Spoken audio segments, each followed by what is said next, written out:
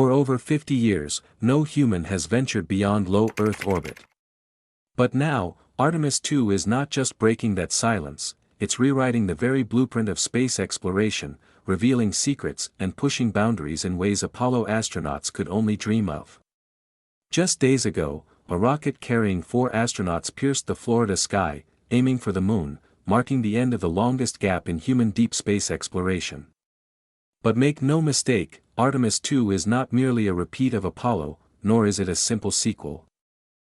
The crew currently on board, Reid Wiseman, Victor Glover, Christina Koch, and Jeremy Hansen, are undertaking tasks within their spacecraft that the Apollo astronauts could never have conceived.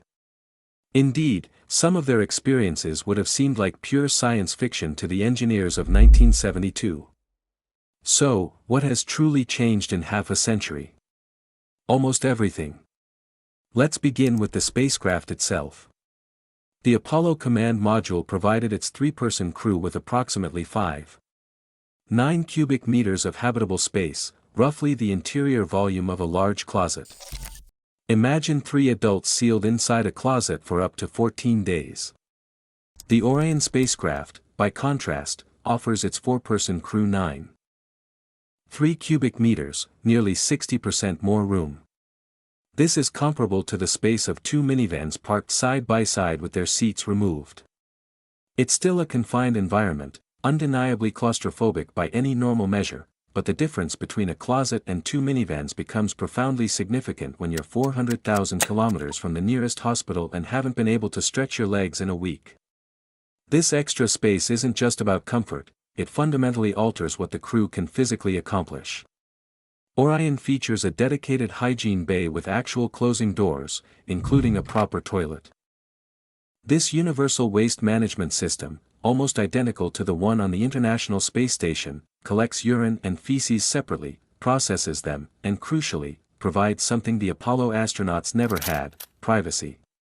Apollo crews relied on adhesive plastic bags, used openly in front of each other, then sealed and stored within the cabin for the duration of the mission.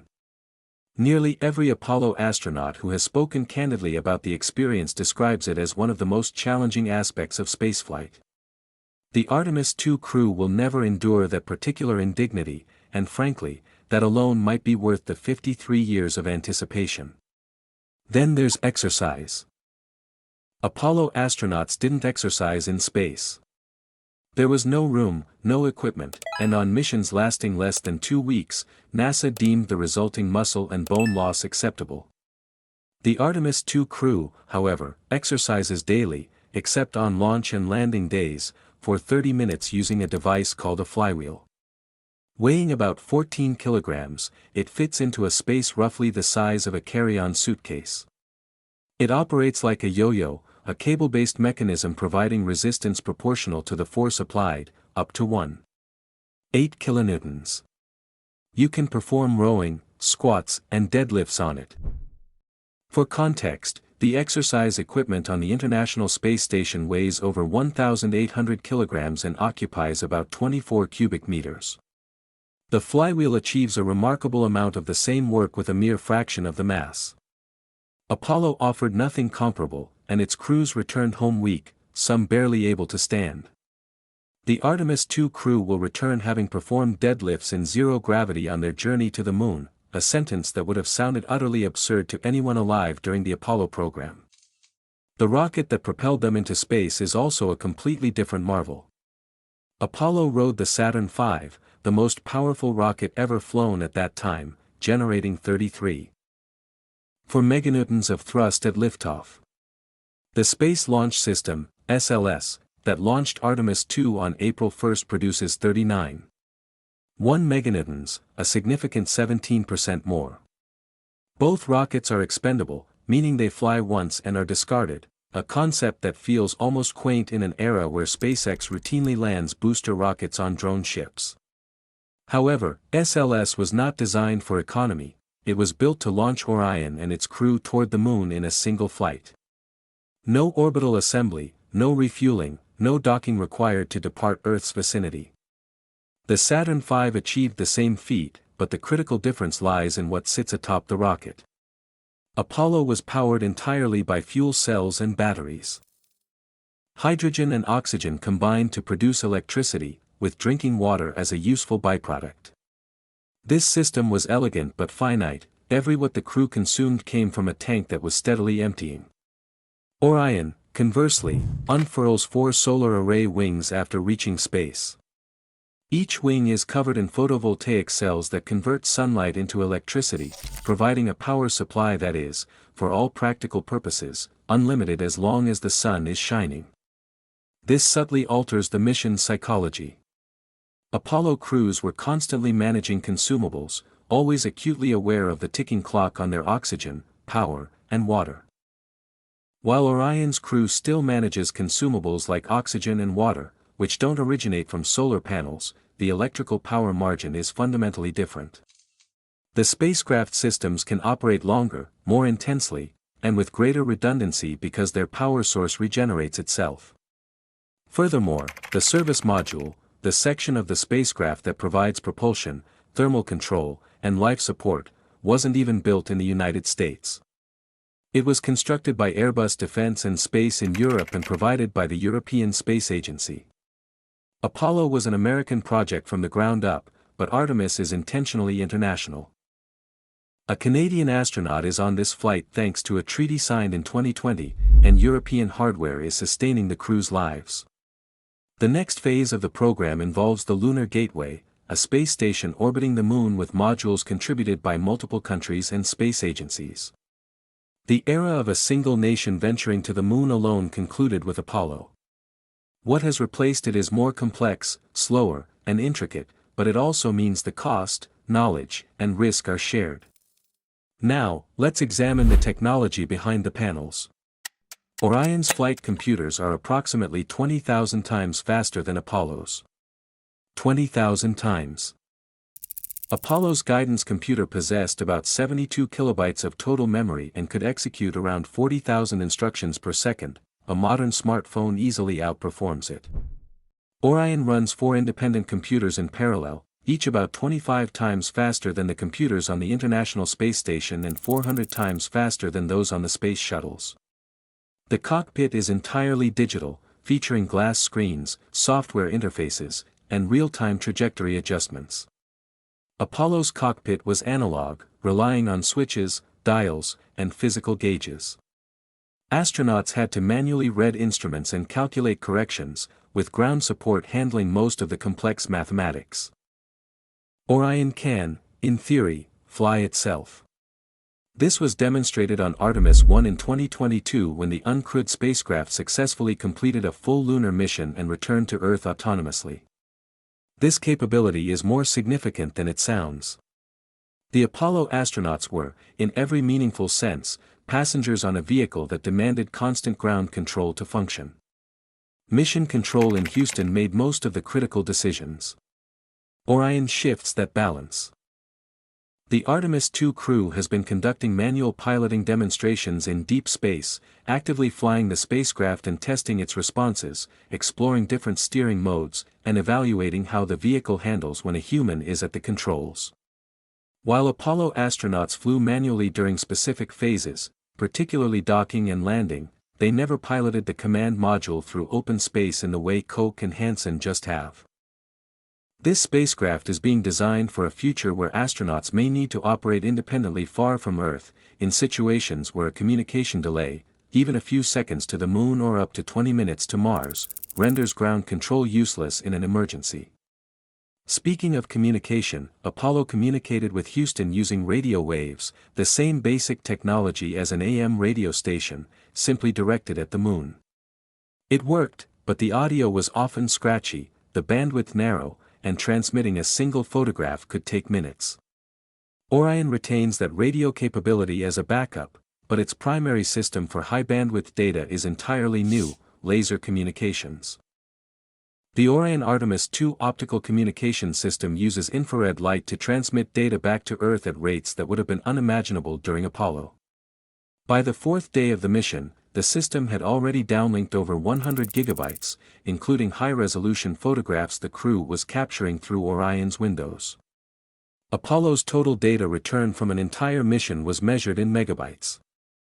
The Artemis II crew is streaming high-resolution imagery from deep space in something close to real time.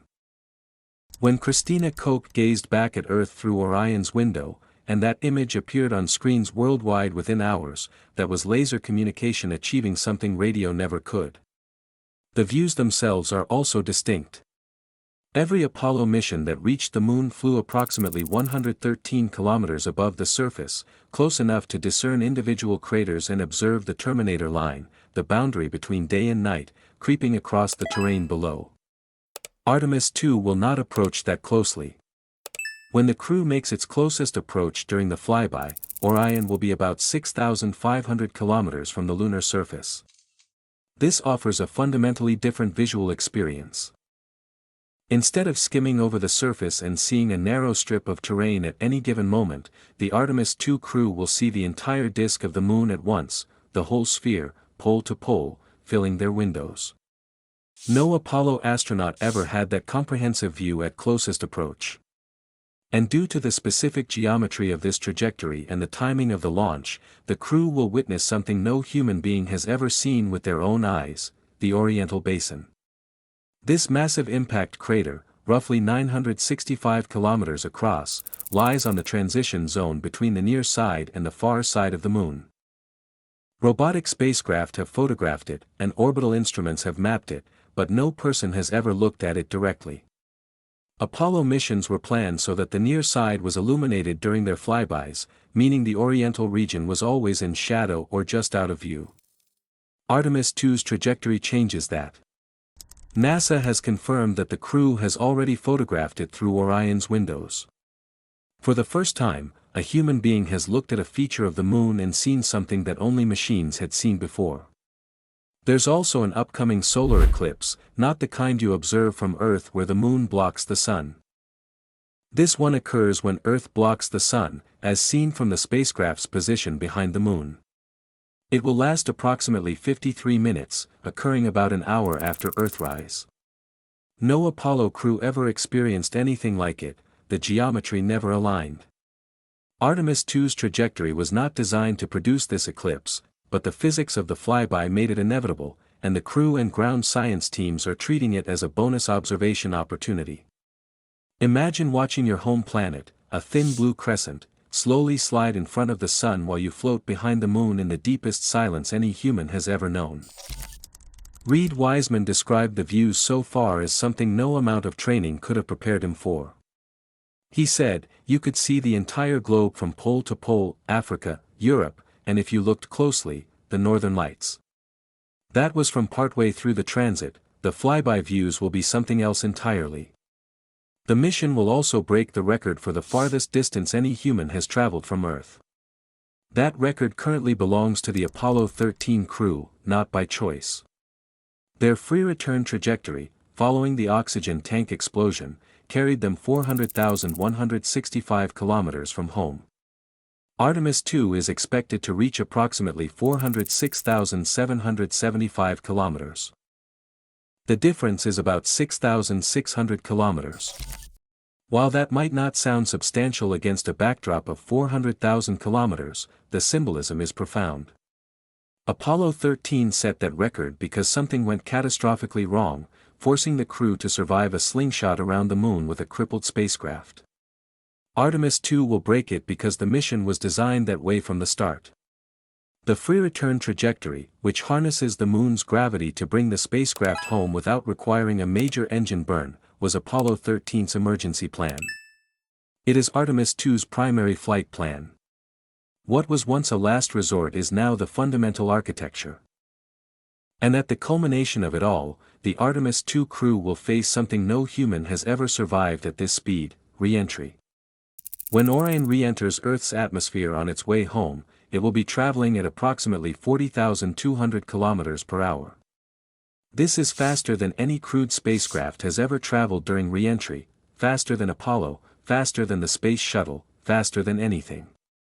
The heat shield will endure temperatures approaching 2,760 degrees Celsius as superheated plasma envelopes the vehicle, blocking all communication. The crew will be completely alone for those critical minutes, unable to communicate with Houston, unable to do anything except place their trust in the engineering. That heat shield, incidentally, carries its own significant story into this mission. After Artemis I returned in 2022, engineers discovered unexpected erosion in the ablative material. Portions of the heat shield charred and flaked off in ways the models hadn't predicted. While the underlying structure held and internal temperatures remained within limits, the damage raised questions serious enough that NASA convened an independent review team and spent years analyzing whether the shield was safe for a crewed flight. Some engineers objected, some advocated for a redesigned shield before placing humans aboard. NASA Administrator Bill Nelson reviewed the data, met with engineers and outside experts, and ultimately gave the go-ahead. The shield flying on Artemis II is essentially the same design, with the understanding that changes are planned for Artemis III. The crew is aware of this, they accepted the risk. Every astronaut who has ever flown has accepted some version of this bargain, the acknowledgement that engineering is not perfect, that margins are real but not infinite, and that exploration demands a willingness to proceed regardless. The crew itself represents something Apollo never did. Victor Glover is the first person of color to travel beyond low Earth orbit. Christina Koch is the first woman. Jeremy Hansen is the first non-American citizen. Hansen is Canadian, selected through a 2020 treaty between the United States and Canada that formalized Canadian participation in the Artemis program. Apollo crews were exclusively American, exclusively white, and exclusively male, not because NASA explicitly excluded anyone, but because the pipeline that produced military test pilots in the 1960s was itself exclusionary. Artemis II doesn't erase that history, nothing can. But it does mean that the first humans to see the moon up close in over 50 years look more like the diverse species they represent. There's also a quieter experiment unfolding inside the cabin that Apollo never attempted. The crew is being monitored for the biological effects of deep space radiation in ways that far surpass any Apollo mission's tracking capabilities. Radiation dosimeters, sleep pattern analysis, cardiovascular data, all of it is being meticulously recorded to understand what 10 days outside Earth's protective magnetic field does to the human body. In low Earth orbit, that magnetic field deflects most of the dangerous charged particles from deep space, trapping them in concentrated bands known as the Van Allen belts. The International Space Station orbits safely below these belts, and every crewed mission since Apollo 17 has remained beneath them. The Artemis II crew pierced both belts on their outbound journey and will traverse them again on their return, exposed to the very radiation those bands concentrate. Apollo astronauts did the same, but their medical monitoring was primitive by comparison. Some Apollo crews reported seeing flashes of light with their eyes closed, cosmic rays striking their retinas. We now understand more about what causes those flashes, and we know the risks are real and cumulative. The data from this mission will shape every deep space crew selection and mission duration limit for decades to come. 4 people are in deep space right now. That is the most humans in deep space simultaneously in the history of our species. Apollo never sent more than 3 beyond low Earth orbit on a single mission. Artemis II has 4. They're eating rehydrated meals from a food warmer about the size of a briefcase. They're sleeping in bags attached to the walls of a cabin not much bigger than a walk-in closet. They're exercising on a 14-kilogram yo-yo. They've already seen parts of the moon that no one alive has ever witnessed. And by tomorrow, they will have traveled farther from Earth than any human being who came before them. And they're accomplishing all of this in a spacecraft that is, if we're being honest, still fundamentally a capsule. It's bigger than Apollo, smarter than Apollo, better equipped, better connected, and superior in almost every measurable way, but still a capsule. Still a metal shell with a heat shield on the bottom and a parachute system on the top, designed to keep 4 people alive in the most hostile environment human beings have ever entered. The fundamental engineering problem hasn't changed since 1968, you need air, water, food, heat management, radiation shielding, a way to slow down, and a way to survive the landing. 53 years of technological progress have made every one of those systems lighter, faster, more reliable, and more capable. They haven't made any of them easy. The Artemis II crew will splash down in the Pacific Ocean sometime around April 11. Recovery ships will be waiting. Airbags will inflate around the capsule to automatically orient it upright if it lands on its side or upside down, another feature Apollo didn't possess. Divers will approach the bobbing spacecraft, open the hatch, and help 4 people climb out into the sunlight. These 4 individuals will have completed the first crewed mission beyond Earth orbit in more than half a century. They will have tested every system that future crews will depend on to actually land on the moon. They will have seen things that will profoundly alter their understanding of their own planet, their own smallness, and their own incredible fortune at being alive on the one rock in the solar system where you can breathe outside. When the Apollo astronauts returned home, they came home as conquerors. The moon had been the target, and they hit it. When the Artemis II crew returns, they'll come home as pathfinders. The moon isn't the ultimate destination anymore, it's just the first stop. Everything this crew is testing, the life support, the navigation, the heat shield, the communications, the exercise equipment, the toilet, all of it is being validated not just for lunar missions, but for the journey that comes after, Mars. Orion has already been evaluated for a 1,000-day mission profile when paired with additional habitation modules. The data the Artemis II crew is collecting right now, including how their bodies respond to deep space radiation, how they sleep, and how their cardiovascular systems adapt, will directly shape the spacecraft and the mission plans that send the first humans to another planet. Apollo proved we could leave. Artemis is figuring out how to stay gone. Right now, as you hear this, for human beings are closer to the moon than anyone has been since December of 1972. They're looking out windows that are bigger and clearer than anything Apollo offered. They're transmitting images home at speeds that make Apollo's radio seem like smoke signals. They're flying a spacecraft that can think for itself, built from 3D, printed parts and powered by the sun, carrying the lessons of 53 years of trial and error, lessons paid for in failure, patience, money, and time.